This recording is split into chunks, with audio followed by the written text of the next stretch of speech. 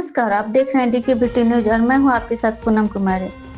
एक ऐतिहासिक शहर जो सासाराम है, जहां कभी लोग सरकारी दफ्तरों के चक्कर काटते काटते थक जाया करते थे, जहां फाइलें चलती थी लेकिन फैसले नहीं आते थे, जहां आम आदमी यह कहकर घर लौट जाता था, छोड़िए अब यहाँ कुछ नहीं बदलने वाला। लेकिन साल 2026 में सासाराम की तस्वीर अचानक से कुछ बदली बदली सी दिख रही है।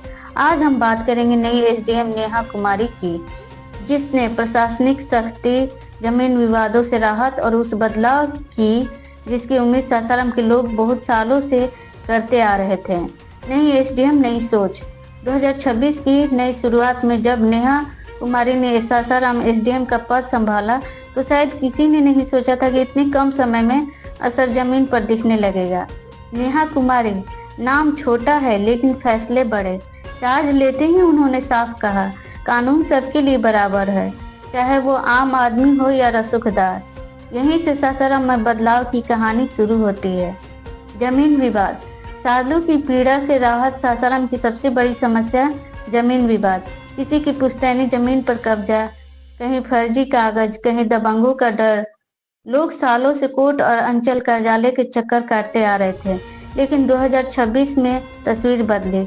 एसडीएम नेहा कुमारी ने पुराने लंबित मामलों की समीक्षा शुरू करवाई, राजस्व कर्मचारियों की जवाबदेही तय की, ऑन स्पॉट जांच का आदेश दिया। नतीजा, लोगों को सालों बाद इंसाफ की उम्मीद दिखने लगी। आम जनता की जुबानी। बदलाव। ग्राउंड रिपोर्ट में जब डीकेबीटी न्यूज की टीम ने लोगों से बात की तो आवाजों में गुस्सा नहीं बल्कि राहत थे। कोई कह रहा था पहली बार एसडीएम साहब फाइल नहीं इंसान देख रही है। कोई बोला अब दफ्तर में बात सुनी जाती है। एक बुजुर्ग की तो आंखों में आंसू तक आ गए थे। 10 साल से जमीन का केस लटका हुआ था, अब हल निकलता दिख रहा है। ये सिर्फ बयान नहीं, ये सासाराम की जनता की उम्मीद है। भ्रष्टाचार पर सीधा प्रहार।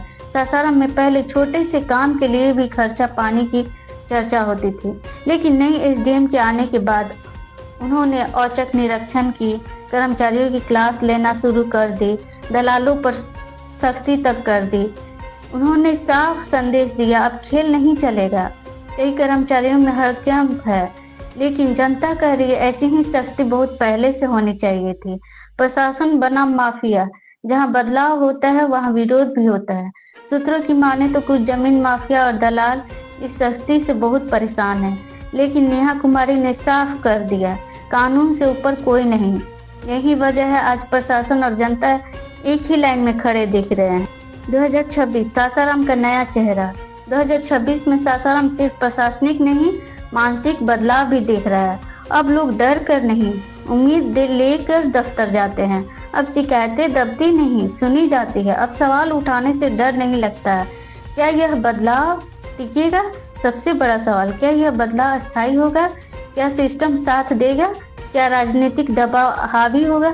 जनता चाहती नेहा कुमारी जैसी अफसरशाही को पूरा अगर सपोर्ट मिले तो बदलाव जरूरी है, क्योंकि बदलाव अकेले एक अफसर का नहीं, पूरा सिस्टम करता है।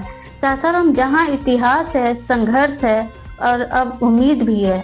अगर 2026 की यह शुरुआत इस ईमानदारी से आगे बढ़ी तो वह दिन दूर नहीं जब सासाराम बदलते बिहार की मिसाल बनेगा। आप देख रहे हैं दैनिक कड़क बिहार टाइम्स, डीकेबीटी न्यूज, जहां खबर नहीं सच जमीन से उठता है। तब तक से खबर में इतना ही। देखते रहिए डीकेबीटी न्यूज, निर्भीक और निष्पक्ष, देश की धड़कन, जनता की आवाज।